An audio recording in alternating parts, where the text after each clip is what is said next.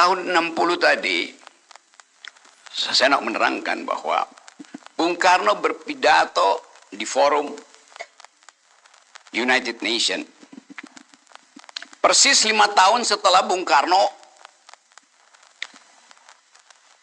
mengarsiteki jembatan Asia Afrika. Jadi suasana perang dingin mulai, postkolonial, pasca kolonial, mulai membaca tanda-tanda kembalinya konfrontasi politik dunia itu. Coba kita bayangkan sejenak.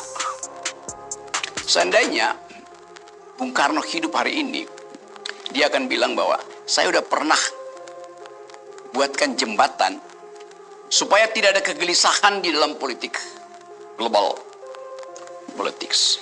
Saya sudah pidatokan gagasan Indonesia untuk menjadi proponen, menjadi inisiator, membentuk dunia baru di PBB, to build the world anew. Kalau sekarang dia jadi panelis keempat, tema dia singkat, gue bilang juga apa, atau dalam bahasa Inggris, now it can be told. Sekarang baru bisa kalian mengerti. Sifat visioner dari pemimpin adalah mengintip potensi macetnya kehidupan demokrasi, potensi macetnya harapan. Sekarang kita hidup di dalam kondisi, saya tadi pakai istilah homeless media. Lebih dari homeless media, homeless mind. Pikiran kita tidak punya rumah. Pertanyaan kita mau berumah di mana? Ketika ekonomi menyiksa kita untuk tidak punya harapan. Kita mau berumah di mana? Ketika Indonesia masuk ke rumah orang dan jadi pembantu di situ, jadi pembantu dari Donald Trump. Homeless mind. Beliau mengalami homeless mind.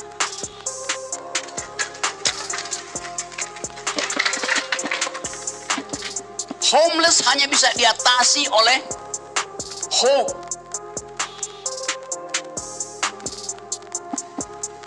Ketiadaan rumah, ketiadaan pikiran, ketiadaan harapan hanya bisa diatasi oleh politics of hope. Perlu harapan itu. Kita berharap pada dia. Dia bukan sekedar homeless, dia hopeless.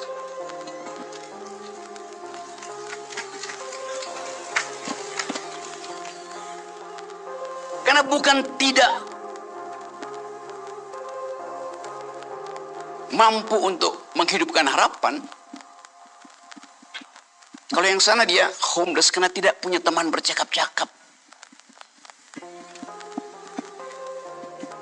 Dia punya pikiran, tapi tidak ada yang bisa diajak untuk membahas pikirannya. Dia punya pikiran, yang sana tidak punya pikiran. Karena kita tidak dengar ada diskursus yang bermutu keluar dari beliau. Tepat, harus disebut beliau, apapun risikonya. Kita ada dalam suasana itu. Global security berantakan. Tapi negeri ini merasa mampu untuk mengatasi itu. Kenapa? Sampai sekarang nggak ada protes. Kelas menengah yang udah disiksa oleh ekonomi, ditipu oleh Purbaya, santai-santai aja. Jadi ada sesuatu yang betul-betul homeless di negeri ini, yaitu ideologi.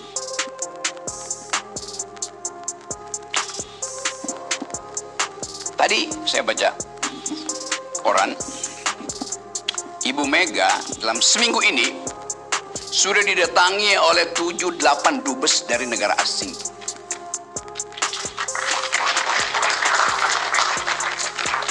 Ada pertanyaan politik di situ. Mengapa dubes itu datang ke Mega? Tidak datang ke Pak Prabowo. Yang jelas nggak akan datang ke situ. Mau ngomong apa? Jadi ada sesuatu yang bisa kita baca hari ini. dunia internasional membaca potensi Indonesia mengalami krisis menjadi failed state, tetapi juga cemas kalau Indonesia mengalami failed state, berarti global connectivity dalam soal energi, soal politik, apalagi di Indo-Pasifik akan berantakan. Karena negara-negara yang berkunjung pada Ibu Mega tahu bahwa Indonesia akan jadi pusat global security baru karena ada ketegangan di Indo-Pasifik, yaitu antara Jepang dan Cina, antara Cina dan Amerika. Jadi kita tahu posisi strategis kita sudah dibaca dari awal oleh Bung Karno. Perlu jembatan Asia Afrika untuk menampung homeless mind global. Bung Karno mampu memperlihatkan kemampuan intelektualnya untuk secara cepat-cepat mengajukan ide baru. Dulu dia bubarkan PBB, lalu bikin Konevo. Pada waktu itu dianggap bahwa Bung Karno ingin menandingi PBB yang dikuasai oleh negara-negara Barat. Conference of New Emerging Forces. Dianggap ini blok Peking, blok Cina. Tapi kalau kita baca post factum, kita mulai mengerti bahwa keseimbangan memang diperlukan supaya tidak ada hegemoni di dalam politik global. Kalau kita belajar sedikit tentang teori hukum atau politik internasional, kondisi politik internasional selalu ada dalam keadaan anarki. Tidak ada yang boleh mengklaim bahwa dia hegemon, bahwa dia pemimpin fakta. Amerika mengklaim Pax Americana itu harus dihasilkan abad ini. Dan dia main-main dengan negara kecil seperti Iran. Padahal kita tahu Iran bukan sekedar kecil sebagai negara, tapi mindernya dia itu karena dihina terus. Nah, orang yang dihina, dia akan terpojok. Orang yang terpojok justru orang yang bisa membaca sudut lebih lebar. Kalau saya di sini, saya cuma bisa lihat Anda di situ. Tapi kalau saya di pojok sini, horizon saya lebih lebar. Iran melihat dunia lebih lebar dari cara Amerika melihat Iran. Amerika hanya melihat Iran, tapi Iran melihat dunia. Dan itu yang menimbulkan harapan bahwa keseimbangan global bisa diputuskan oleh prinsip Iran bahwa kami diserang, maka kami bertahan. Orang yang bertahan, energinya lebih kuat daripada orang yang menyerang. Sekarang, coba kita lihat beberapa konsekuensi. Pasti perang ini akan berakhir. Karena perang adalah proyek ekonomi. Amerika berhitung, kalau dia perang terus, dalam 2 bulan ini bangkrut dia. Jadi tetap perang itu ada rasionalitasnya tuh. Teori perang itu bunyinya begini. Si vis pacem parabellum. Bila Anda ingin damai, bersiaplah untuk perang. Itu prinsip Thucydides 300 tahun sebelum Masehi. Tetapi perang modern mengubah sifat perang itu menjadi proyek. Mesti dihitung untung ruginya. Berapa biaya perang, berapa biaya logistik, berapa biaya propaganda. Propaganda udah nggak mempan. Dianggap bahwa Iran itu punya nuklir. Nggak mempan. Propaganda tidak lagi berguna ketika pemimpin Iran yang ingin direformasi oleh Amerika Serikat tewas, tapi ada pemimpin baru yang bahkan lebih cerdas dan lebih cerdik. Jadi kalkulasi ekonomi tentang perang membuat Amerika frustrasi. Dengan kata lain kita bisa pastikan perang ini pasti akan berakhir ketika sumber daya untuk membiayai perang dari sang penyerang itu mulai redup. Tentu Amerika masih punya kemampuan untuk menguasai ekonomi dengan menciptakan perang. Perang itu sebetulnya alasan Amerika untuk mencetak dolar. Supaya semua orang beli dolar, dengan dolar dia bisa beli senjata. Masih bisa. Tetapi kemampuan itu akan dinilai di dalam negeri. Akan ada trade off antara dolar Amerika yang beredar di luar negeri dan kemampuan orang-orang di dalam negeri, warga negara Amerika, untuk menghitung kalau Amerika terus mencetak uang dan semua negara membeli senjata, itu artinya Amerika akan dilawan satu waktu oleh koalisi orang yang punya dolar. It's the logics yang begitu. Karena itu keresahan di dalam negeri terhubung dengan ketidakpercayaan bahwa rejim Trump itu bisa menghentikan senjata, bisa menghentikan peperangan. Pasti bisa ketika Amerika bangkrut akhirnya. Kenapapun yang dicetak tentu akan berlebih, lalu inflasi itu memang lama karena dolar Amerika dipakai di mana-mana. Lain dengan rupiah kita. Kalau kita cetak uang hari ini, 2 minggu lagi inflasi.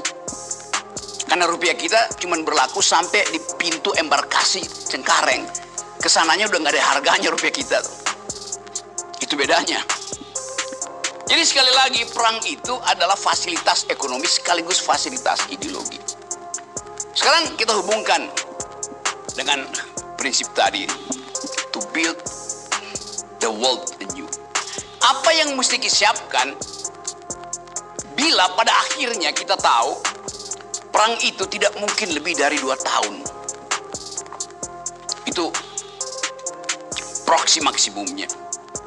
Tapi bagaimana kalau perang itu dicicil oleh Amerika dan kita tidak mampu mengikuti ritme pengeluaran uang untuk perang? Karena kita mesti biayai mak-mak yang ntar lagi keluar jalan bawa melon diketok-ketok tuh. Gibran. Mungkin belum Prabowo, masih Gibran. Atau Bahlil. Karena Bahlil yang menjanjikan bahwa gas itu dalam 20 hari akan tiba di dapur mak-mak. Tapi mak-mak bisa mulai melihat kecemasan bahwa dolarnya naik terus, harga emas naik terus. Kita tanya berapa jumlah capital outflow yang udah keluar Indonesia kena panik tentang rupiah. Tanya pada BPS. Datanya ada. 30 triliun rupiah terbang. Oh ya, itu data BPS. Bagaimana taunya 30 itu? Yang formal begitu, tapi yang diam-diam bawa berangkas lari ke luar negeri, semua pesawat private jet di Halim Perdana Kusuma itu bisa bawa uang langsung ke luar negeri. Kali 5 aja. Jadi kalau BPS bilang 30 triliun capital outflow, saya bilang kali 5 aja sebetulnya. 150 triliun. Sama kalau BPS bilang bahwa kesulitan ekonomi menyebabkan PHK. Berapa PHK? Di Jawa 100 ribu. Siapa yang bilang? BPS. Percaya nggak? Enggak. Tanya pada Apindo, mereka yang pecat melakukan PHK.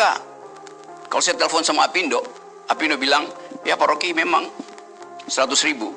Itu kata BPS. Tapi kalau kita bilang kali 5 aja. Anda percaya mana? BPS atau Apindo? 1.500 kapal yang parkir di Pelabuhan Tegal nggak bisa beli BBM.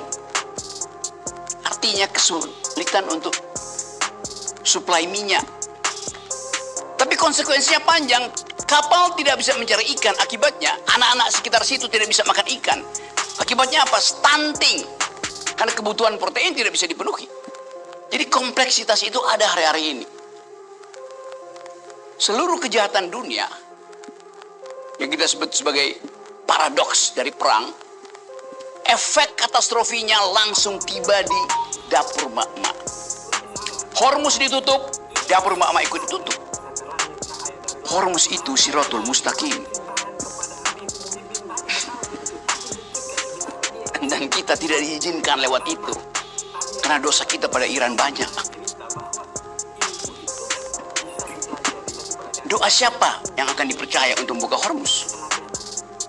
Doa Muhammadiyah, doa NU, nggak akan dipercaya. Karena banyak ormas keagamaan kita berhenti bicara tentang teologi karena sibuk dengan urusan geologi. yaitu tambang, tambang, tambang.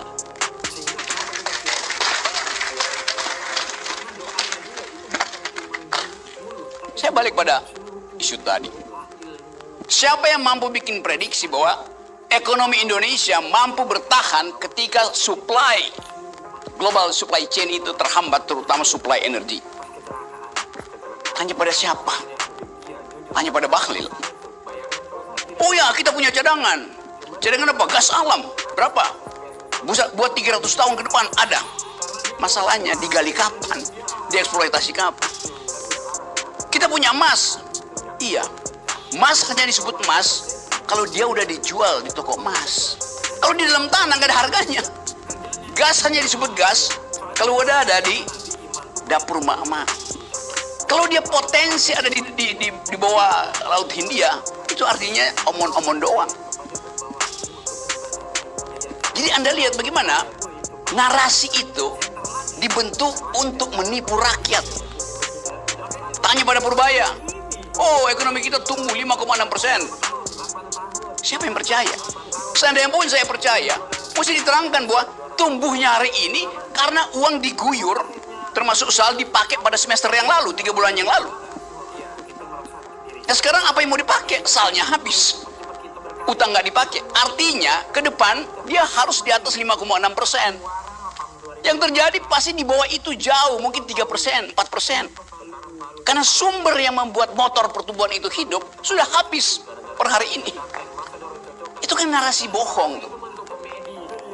Jadi kita sebagai intelektual, kendati kita homeless mind, tidak punya tempat berteduh secara intelektual, tapi kita dikoneksikan oleh harapan. Dan itu yang saya sebut sebagai fungsi dari ideologi. Partai mana yang melakukan pengkaderan secara ideologis? Pasti PDIP. Karena di dalamnya ada sejarah intelektual, yaitu berselisih. Bahkan dengan pikiran-pikiran global.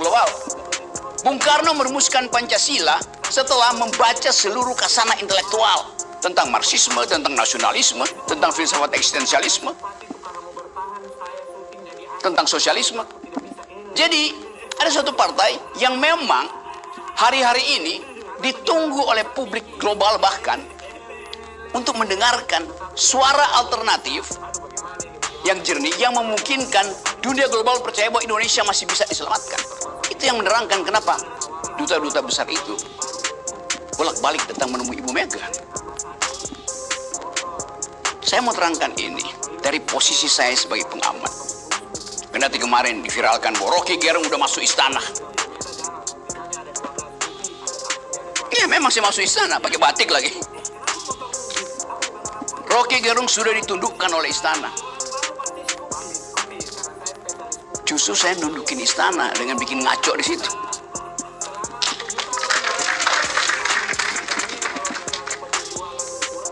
Karena nggak ada yang tahu bahwa saya bercakap-cakap di situ dengan semua jenis menteri, dan saya rumuskan bahwa feodalisme tetap ada di situ. Presiden 2 jam bicara, menteri-menteri pegang biji semua. Padahal itu percakapan akademis, teknokratik. Kan mesti ada percakapan. Pak Prabowo doyan debat kok. Saya kenal betul cara dia berpikir. Saya bertengkar secara konseptual dengan Pak Prabowo. Tapi ada derajat tertentu di mana kita saling menghormati karena kita berpikir. Kalau Anda takut bertengkar karena pikiran, itu artinya Anda budak.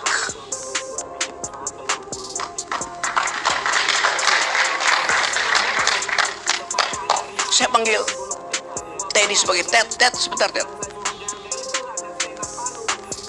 Supaya ada dasar percakapan akademis. Tidak ada kondisi akademis di istana.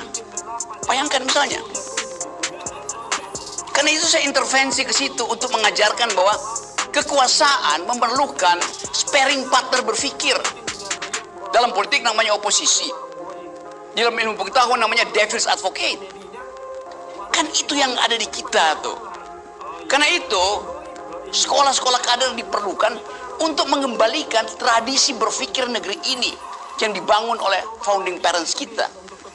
yang menghasilkan konstitusi hasil dari perdebatan intelektual 80 hari non-stop. Sebelah kiri Nasir, ada tafsir tentang Quran dan sosialisme, Islam dan sosialisme. Sebelah kanan Bung Karno, ada Marxisme dibaca bersama-sama dengan Declaration of Independence. Ada pertarungan pikiran di situ. Kalau kita lihat sekarang tokoh-tokoh politik, dia baca apa ketika lagi diskusi dengan presiden? Yang dia bayangkan bukan buku, tapi tebal amplop yang bisa dirampok dari APBN. Jadi kita mengalami homeless intellectual discourse. Gagal. Itu sebabnya saya terus ada di sini, udah seri ketiga nih. Saya jadi speaker di forum Pandu Negeri. Hanya untuk membantu mengaktifkan kembali kondisi berpikir negeri ini. 3 artinya udah hat-trick tuh. Jadi teman-teman semua, seluruh isu tentang masa depan akhirnya menjadi isu anak muda, isu Gen Z. Kenapa? Karena yang terjadi hari ini bukan sekedar krisis minyak, krisis gas, tapi krisis sistem energi dunia. Baru kita sadar. Yang terjadi bukan sekedar krisis geopolitik, tapi krisis ideologi global. Karena itu kita bikin proyeksi, saya bikin proyeksi bahwa setelah perang ini selesai, mitigasi ideologinya bagaimana? Pertempuran antar kapitalis tidak lagi akan menghasilkan perubahan, karena mereka akan saling berunding. Duel civilization antara timur dan barat terjadi hari ini antara Iran dan Amerika, junto Israel. Tapi sinyal peradabannya tidak muncul di situ. Ini bukan clash of civilization. Karena Cina ikut membela Iran, Rusia ikut membela Iran. Jadi sistem kita mengalami keadaan anomi. Tidak ada nomosnya. Tidak ada aturannya. Anything goes. Keadaan itu hanya bisa kita rasakan dengan intuisi sebagai manusia yang berpikir. Anda lihat bagaimana komentator di TV One atau TV apapun itu mengomentari perang itu seperti mengomentari headline berita. Pendalaman tentang apa substansi perang, mengapa problem ideologi itu harus diterangkan sebagai akibat dari kegagalan membuat perang itu masuk akal. Tidak ada komentator, analis yang memperlihatkan kedalaman analisis filosofis tentang the thing called war. Perang itu ada metodenya. Kalau perang suku itu bukan perang suku, bukan perang. Itu kultur. Perang terhadap teroris itu bukan perang. Itu upaya untuk menundukkan seseorang. Tapi perang modern di dalamnya pasti ada hitungan ekonomi, ada hitungan-hitungan strategis lain tentang operasi deep state misalnya. Jadi kalau kita bikin analisis, kita mesti balik pada cara melihat perang, bukan cara mengomentari perang. Ius ad bellumnya ada, ius in bello-nya ada. Tetapi balik pada tema kita hari ini, setelah perang tanda tanya besar, to build the world anew. Apa isi mitigasi setelah perang? Bung Karno menawarkan persatuan negara-negara ekskolonial. Ada isinya. Dia berhitung setelah dekolonisasi diperlukan satu konsep dunia baru yang tidak mungkin lagi diatasi melalui persikatan bangsa-bangsa.